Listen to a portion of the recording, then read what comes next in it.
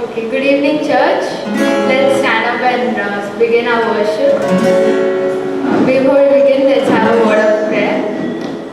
Father Lord, we thank you, Lord, for this day, Lord. Thank you, Lord, for the week we've had, Lord.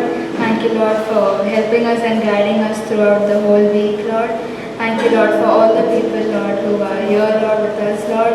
Lord, thank you, Lord, that they could take out their time, Lord, and join us, Lord. Thank you, Lord, for all the people present here, Lord. And we pray, Lord, as we begin our worship, Lord, that you would anoint our worship, the songs we sing, Lord, and that everything, Lord, would bring praise and glory to your name, Lord, and that all the people here, Lord, would be ministered and blessed, Lord. In Jesus' name I pray, amen.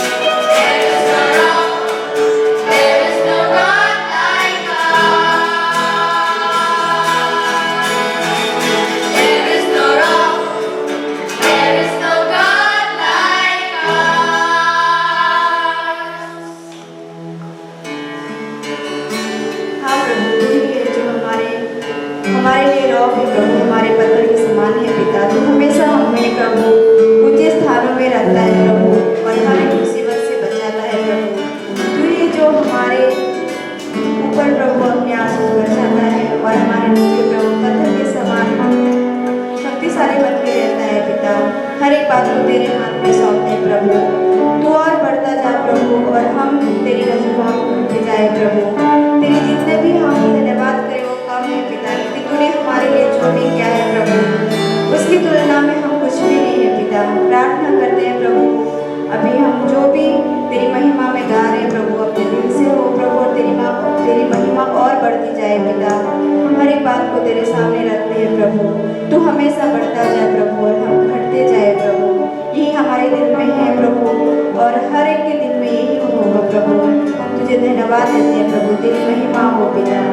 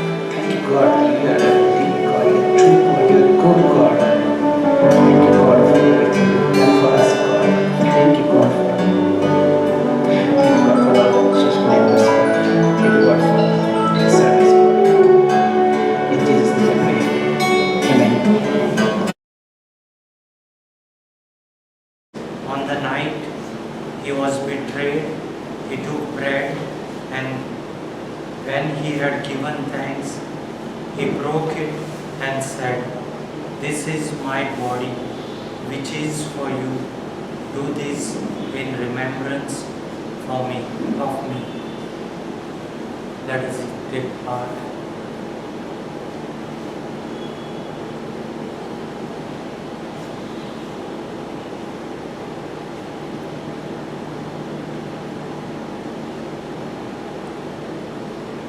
In the same way, after supper, he took the cup, saying, "This cup is the new covenant in my blood.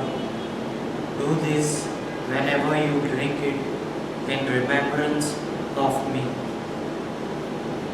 Let's take part.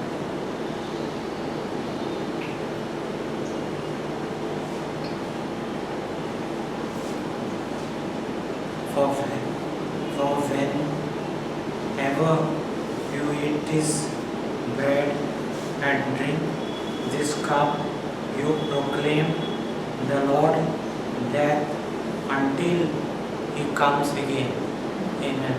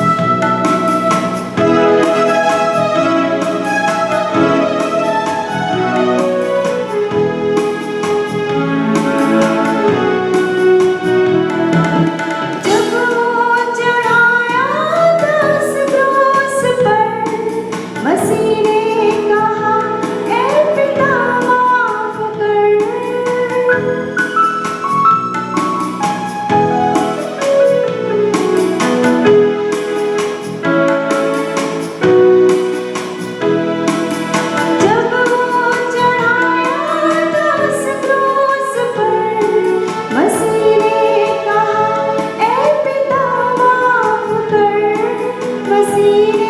कहा, ऐ पिता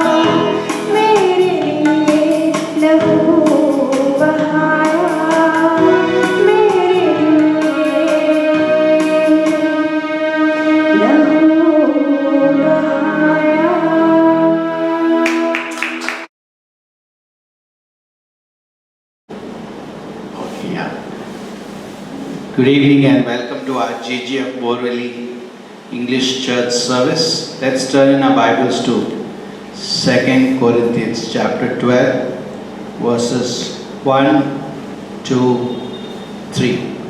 Why don't we stand up as we read the God's word? Verse 4. 10 verses, then we'll pray and sit down. Everybody is familiar with this passage. It talks about Paul's thorn in the flesh, and God gives him an answer that his grace is sufficient. You know, 2 Corinthians chapter 12 verse 1. It says, "It is doubtless not profitable for me to boast. I will come to visions and revelations of the Lord. I know a man in Christ." Who's this man? Who 14 years ago, whether in the body I do not know, or whether out of the body I do not know, God knows, such a one was caught up to the third heaven. Who is this? The Apostle Paul. I know such a man, whether in the body or out of the body I do not know. God knows how he was caught up into paradise and heard inexpressible words, which it is not lawful for a man to utter. Of such a one I will boast, yet of myself I will not boast, except in my infirmities. For though I might desire to boast, I will not be a fool, for I will speak the truth. But I refrain lest anyone should think of me above what he sees me to be, or hears from me. Verse 7. And lest I should be exalted above measure by the abundance of the revelations, a thorn in the flesh was given to me, a messenger of Satan to buffet me, lest I be exalted above measure. Concerning this thing I pleaded with the Lord 3 times, that it might depart from me. And we know God's answer was no for Paul. No. And he said to me, my grace is sufficient for you. My strength is made perfect in weakness. Therefore most gladly I rather boast in my infirmities, that the power of Christ may rest upon me. Therefore I take pleasure in infirmities, in reproaches, in needs, in persecutions, in distresses, for Christ's sake. For when I am weak, then I am strong. Amen. Father, we ask you to bless these words, minister to us, just not the letter of the word, but the Holy Spirit to really speak to us. In Jesus' name we pray. Amen. Thank you everyone for coming here in spite of your busy week, and coming here to be in the presence of God and hear God's word every week after week, and that's amazing.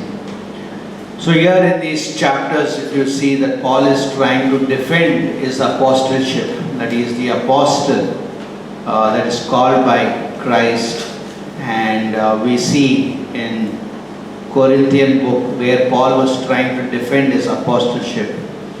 Also, while he was narrating this incident that he was caught up in the third heavens, Paul was using the whole experience in the third person, not in the first person. He didn't say I was caught up. He said there was a man who was caught up.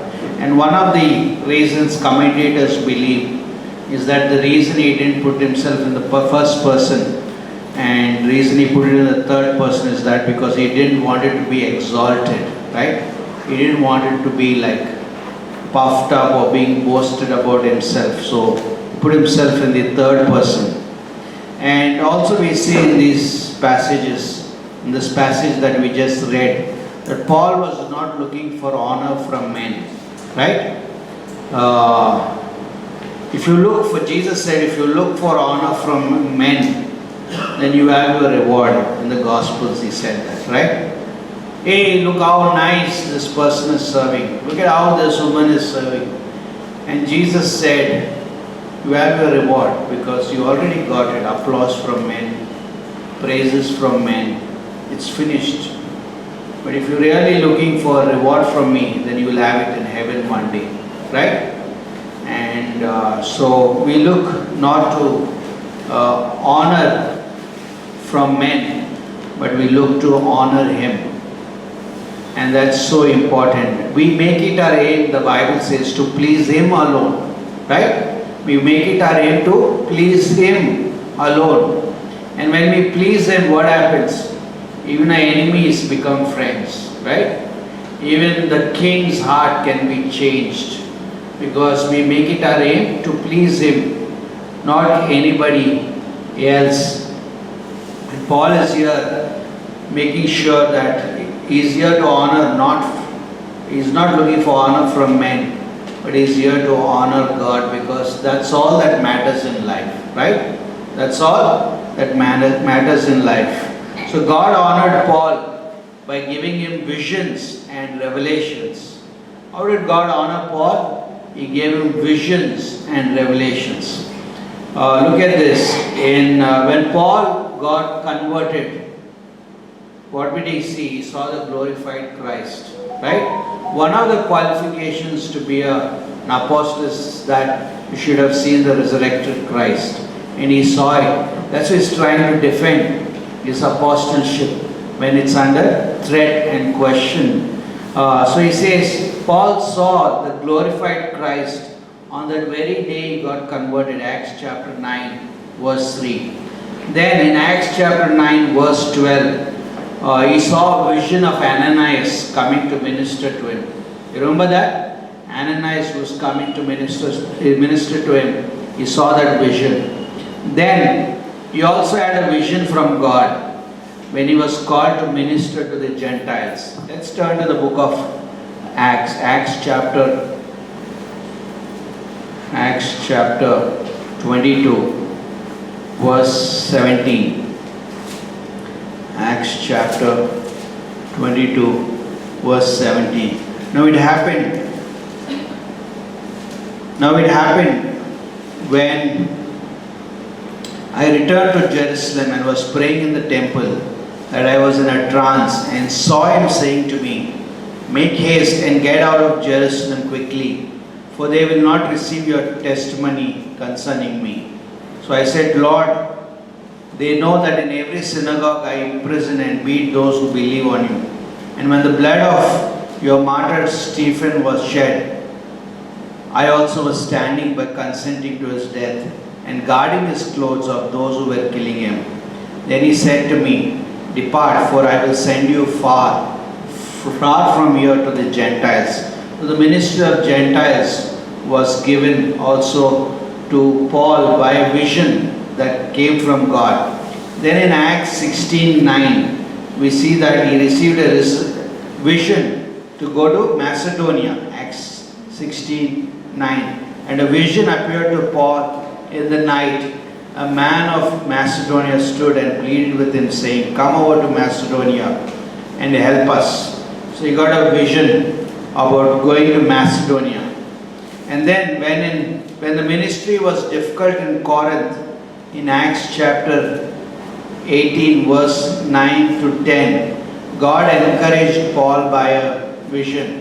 Isn't that beautiful that when the man of God or women of God are discouraged, God is there to encourage. Doesn't the Bible say that when David was fleeing from Saul and he was in the cave of Adullam, and David encouraged himself in the Lord. David encouraged himself in the Lord. There's an encouragement that will never fade. That's the encouragement of the Lord, right? No matter where you find discouragement, always run to a place where you know that God never changes. He is the same yesterday, today, and forever. The very God you are serving, the very people that you are serving, and the ministry can be difficult.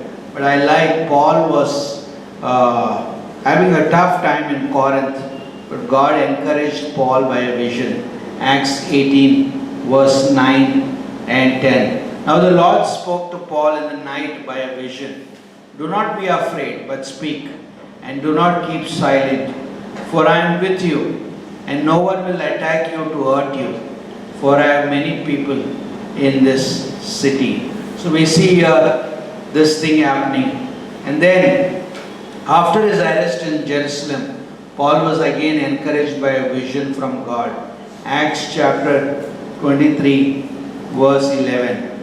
But the following night the Lord stood by him. The Lord stood by him, that's beautiful, and said, Be of good cheer, Paul, for as you have testified for me in Jerusalem, so you must also bear witness for me in Rome. So Paul was getting constant encouragement, instructions from the Lord. So an angel appeared to him in the midst of the storm, and there was shipwreck of the ship, right?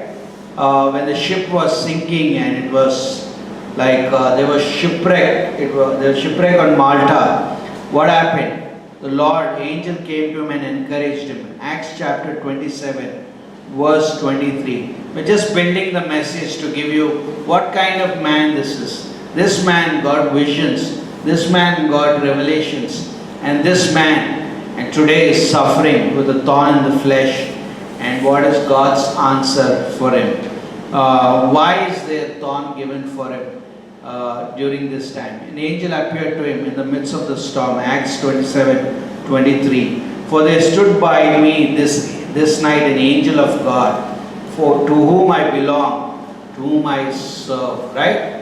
I belong to God, and whom I belong to God, and Him I serve. I belong to God, and Him I serve. Then in Ephesians chapter 3, we know the mystery of the church was never known in the Old Testament time. Right? Church was not known by people. They didn't know there was going to be a church.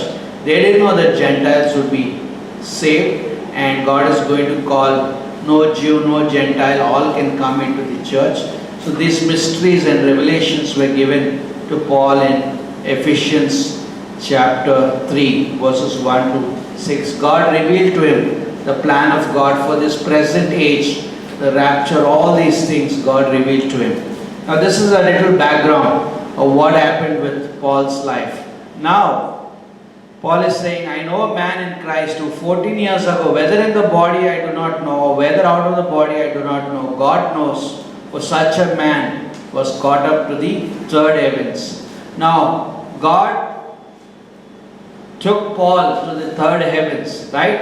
And this happened 14 years ago, approximately in AD 43. And Paul is describing this experience. I do not know whether my body and spirit went up, or whether my body stayed here and just my spirit went to heaven. I do not know, but I was caught up. And this incident happened 14 years ago.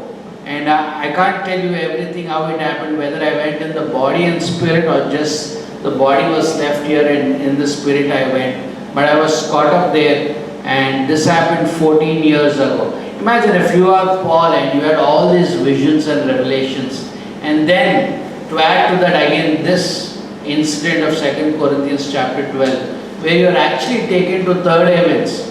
I know men like scientists have gone to the first heavens where the birds fly, right? And then scientists have also gone to the second heavens where the luminary bodies are, right? Where people have walked on moon and all. Man can go like first heaven, second heaven, but to go to third heaven, you require God's help, right? You can only go to such far. God has given you access to that far. But to go to third heaven, one needs to believe in Jesus as their personal Savior. To be caught up into third heaven, Paul couldn't do it. God made it happen. And for 14 years, he was quiet about it. Imagine if one of you were taken and God showed you everything. What would you do? Even up in the sky itself will be coming down and saying, hey, I got a news. I'm the New Testament prophet God appointed. Leave all your churches and attend only my church, right? But he was quiet for 14 years. Isn't that amazing? Silence. Like he knew when to speak, when not to speak, right? 14 years he was quiet. He didn't boast, he didn't exalt himself. And he was caught up in the third heavens. Paul was quiet about this experience for years. And then it says, what happened in the third heavens? Verse 3, and I know such a man, whether in the body or out of the body, I do not know, God knows, how he was caught up into paradise and heard inexpressible words, which is not lawful for a man to utter. Of such a one I will boast, yet of myself I will not boast, except in my infirmities. For though I might desire to boast, I might not be a fool. For I will speak the truth, but I refrain lest anyone should think of me above what he sees me to be, or hears from me. So what he heard? He heard unspeakable words. He heard divine secrets. That God was speaking to him. Divine secrets. They're amazing. How God is never silent, by the way. He's always speaking. The problem is that the church is not listening. Right? In the book of Revelation, God was speaking. The Spirit speaks expressly to the churches, right? And I will remove your candlesticks if you're not listening. And there was an exhortation, there was an edification, there was God is speaking, and but the church is not listening. It's not that God is silent. See, Lot was in Sodom and Gomorrah, and he was consumed and overwhelmed and filled with the world. So he lost touch hearing God. So God had to go to somebody who was willing to listen. God was destroying Sodom and Gomorrah, but he went to Abraham and told, see, I am destroying. Why he didn't go to Lot? Because he is so filled with the world and its garbage that God could not relate to him. He had no hunger, appetite for the things of God. So he went and spoke to Abraham. And Abraham did something about it. He said he started interceding for Sodom and Gomorrah. God is speaking, and God spoke unspeakable words, divine secrets to Paul, and Paul was caught up in the third heavens. We all know that all of us will be in heaven one day, right? Because we have trusted Jesus as a personal Savior, and we know that in that day, on that day, we will behold His glory, right? We will see His glory. We will see the resurrected Christ. And also we know that as Christians, though we are on this earth, we are positionally, because we trusted Christ, we are positionally seated in the heavenly places.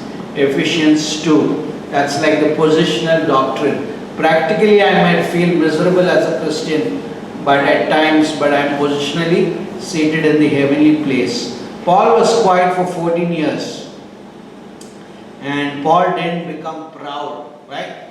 And this is something we have been speaking past 2 weeks. Like pride and ministry never go along, right? God cannot use a proud person. God resists the proud person. Like pride and ministry does not go along. And this is so important. But Paul was quiet. He's saying, I didn't want to be exalted. He spoke in the third person because he didn't want to be in the limelight. No, so pride and ministry don't go along. So Charles Spurgeon said, when a man or woman adores himself, he or she never adores God. Right? When you start adoring yourself, you don't know what I did for the Lord. You don't know how many years I served God. You don't know how good I am. You don't know my reputation. Look at what I did for God. I think you've lost focus. You become the center of Christianity instead of Christ become the center of Christianity. I like these quotes that gel with the message, right? Charles Spurgeon said, when a man or woman adores himself or herself, he or she never adores God. And this is so important because God cannot promote a proud person, right? He needs humble people. Before honor comes humility. And I have seen over the past years how God is like blessed people because they are humble. God promoted them. They are loyal. They are like humble and ready to do things, and they may not be qualified. They may not be like smart people, but God uses people that are humble. And because if I am consumed with me, we can be obsessed with me. Like, look at me, look at what I am, look at who I am, what I do, my opinions, I'm right, all that. God says, no, you lost focus. You're adoring yourself. I can give grace to the humble. Proud I resist. And in my circle of friends, I cannot have proud people. Because how can I have proud people when God is against them? Right? Because I will receive the blows that God is going to hit at them if I am mingling with them. Because God is it's like humble people He is wanting to use. Look at verse 7. And lest I should be exalted above measure by the abundance of the revelations. No, Paul is now saying, you know what? I could have become proud. Even because I am a human being, I could have been proud. But God knew what to do with my pride. So He kept me humble. What did He do? He gave me a thorn. Right? Because I could have become very proud with all the abundance of revelations. And lest I should be exalted above measure by the abundance of the revelations, a thorn in the flesh was given to me, a messenger of Satan to buffet me, lest I should be exalted above measure. Right? Even Paul is saying, I don't trust my flesh. I don't trust myself. I can go off as a Christian. I can become a proud Christian. And God knew it. That potential of becoming proud is in us. And God knew it. And lest I should be exalted above measure because of the abundance of revelations, a thorn in the flesh was given to me. A thorn in the flesh was given to me. If I had no thorn in the flesh, maybe I would have gone off, Paul is saying. So the Lord knows how to balance our lives. If He only gives us blessings, what would happen? There will be empty churches, right? People will forget God. People will not run to God. They will not need prayers. They will not read the Bibles. They will not know that they need somebody beyond their troubles. So He knows how to balance our lives. Like Paul said, because of the abundance of revelations, lest I be exalted because of that, God knew how to humble me. He gave me a thorn in the flesh. And so because if I receive only blessings, then I can become an arrogant Christian. I can become a stubborn Christian. I can become a proud Christian. And it can happen with me. I'm saying it's for all of us. I'm speaking just not to you, to me also. And if I am not humble, then my ministry on earth, it's time to wind up my ministry on earth. Because my pride will hinder my ministry on earth. Paul was taken to heaven, given inexpressible words, divine secrets, in order to continue his ministry on earth. But if there was pride in him, that would hinder his ministry on earth. So the thorn in the flesh was given to Paul. How many Christians today are not doing anything? Right? How many Christians? If a product could reach the remote parts of this world, why can't the gospel reach? Right? If a Coca-Cola can reach the remote parts of the world, why can't the gospel reach? It's because there are so many Christians, they've packed up and they are sitting idle, not doing anything. No? And if everybody is on the job, the gospel could be reached. And then another point I want to say is that how often we say, like Christianity and suffering doesn't go along. How can a Christian suffer? If my Lord is there, why should I suffer? How many of you are? These are like teachings that people love. Only prosperity, no suffering, no sickness, no hardship. Right? If Paul got the thorn in the flesh, what do you think? Like you can't have troubles in life? We have suffering. There is suffering in this world. We suffer because of Adam's sin, the consequences of his sin. Because of Adam's sin, we live in a fallen world. We have the devil in this world. We have the whole sin nature inherited from Adam. We have the world system that is fallen. And all these things are enemy. We have sickness because of the fall of Adam. God didn't create us to die, but because of the fall, we have sickness and health because of the fall of Adam. Then we suffer because of our rebellion and disobedience. When we rebel against God or disobey God, then we are chastised. I send you that beautiful devotion of Pastor Shalal on chastisement for a believer. Because we are sons, we discipline, we are disciplined. If we are not sons, I don't discipline my neighbor's son, I discipline my son because he is my son, right? I don't discipline other children's children, but God disciplines us. Because as a Christian, we become rebellious, disobedient, stubborn. God disciplines us. In 1 Samuel 15:23 says, "For rebellion is as the sin of witchcraft, and stubbornness is as iniquity and idolatry." Right? This is God is no respecter of persons.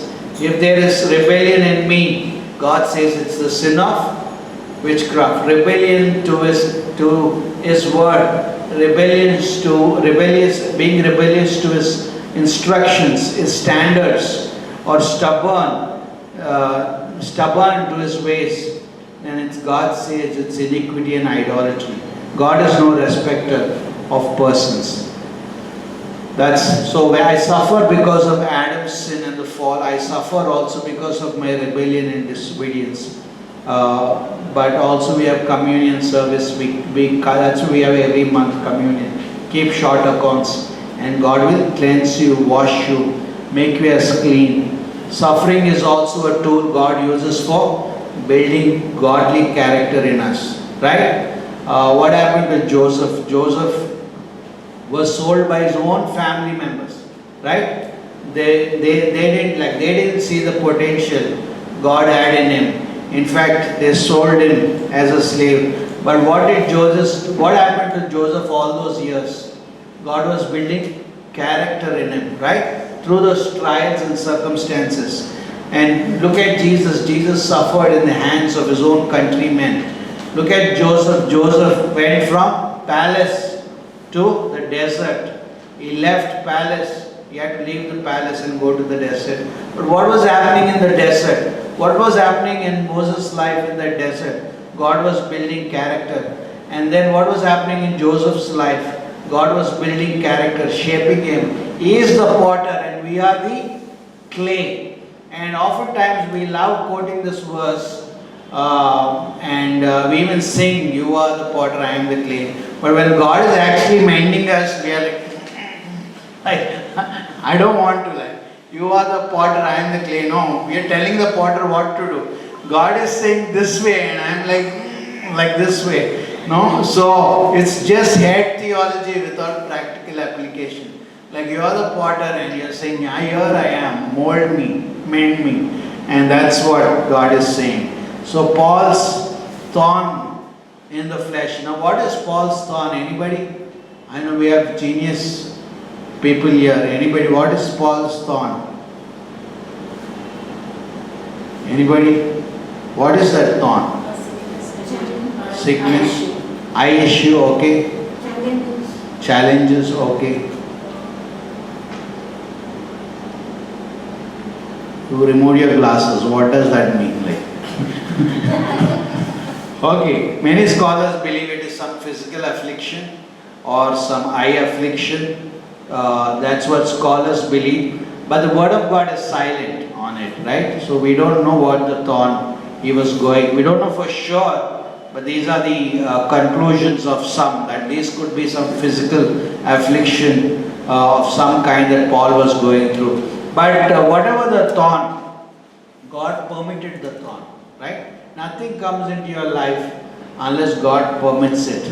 So in this world, we will have troubles. But in those troubles, we want to believe God, right? We want to believe God in those troubles. Trust God. Turn to Him. Charles Spurgeon said, if we cannot believe God when circumstances seem to be against us, if I don't believe God when trials and circumstances are against us, then we do not believe Him at all. Right? If I don't believe in bad times, then I don't believe Him at all. So a messenger of Satan was given to Paul. The Bible says he had a thorn in the flesh, which means God in His goodness has permitted that in his life so that this thorn would humble Paul and therefore he could fulfill his ministry on earth. Right? And then it says it's a messenger of Satan, which means it was sent by Satan. God permitted it, just like Job was afflicted, right? It was sent by Satan to buffet me. The word buffet means to beat me, to strike me with the fist. It's like it was sent to strike him, beat him with the fist. And the tense of the verb actually means constantly, recurringly this thorn kept troubling him. Have you ever been in a situation where there is constant recurring trouble? It's like Goliath, day in and day out, he was cursing the men of Israel, right? He was cursing the people of God. He's got a big mouth, and all he has is no blessings but curses, criticism, negativism, whatever it is. Like Paul was constantly, and Satan was there to beat, strike with the fist, and constant trouble was there. But in these trials is when we fail, we give up, right? We give up in these trials where we lose focus. But I like the song when they were singing today. Mere Jeevan, what is that? Mere Jeevan se mujhe mahima mili. How can God's glory be seen? When you are in troubles is when is a more powerful tool to tell the world, look, I'm going through this, but yet you see the glory of God in my life. And he said, Tu bade mai gatu, you must increase, I must decrease, right? And how much more we all need this, right? Goliath is there to take us out of the race. Like Goliath, like cursing us and judging us, but we have an assurance from God. Like, what is your thorn in your life today? Anybody? Maybe your thorn like I mean, so many cases I hear as a pastor. Maybe your thorn is a broken marriage. Maybe your thorn is some person in your life. Your thorn is a job. Your thorn is a boss in your office. It could be a colleague in office. Cancer maybe. Sickness. Financial instability. Depression. Anxiety. Emotional problems. Whatever your thorn, God says, Paul prayed 3 times for this thorn to be removed. But what did God say? My grace is sufficient. So there's a message from Satan to buffet me, but I also may have a message from God. It says, my grace is sufficient. Satan's message was thorn in the flesh. God's message was, my grace is sufficient. What is God's grace? His provision for my every need, right? Whatever is my trouble, God says, my grace will never fall short for you. And of His fullness we receive grace for grace. Right? John chapter 1:16. No shortage of grace. God permits us. God in these thorns and these troubles, He makes us weak so that His strength can be manifested. Right? His strength can come upon us. And now when I'm weak, it's good I'm weak. It's good the thorn is there because God in His goodness has permitted the thorn. Now I'm operating in the strength of God and I'm actually more powerful, right? Because when I am weak, He cannot give strength to the proud. Because I said a few weeks back, unless you die to yourself, a swimmer cannot save a person in the water unless that person completely stops battling for life and trusts the God who's like, as long as he's battling, He will pull the swimmer. Even if he's an experienced swimmer, they can pull them down. You have to become weak.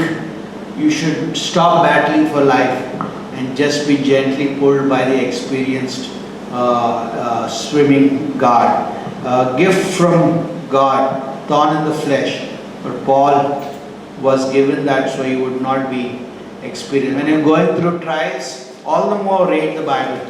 All the more listen to messages.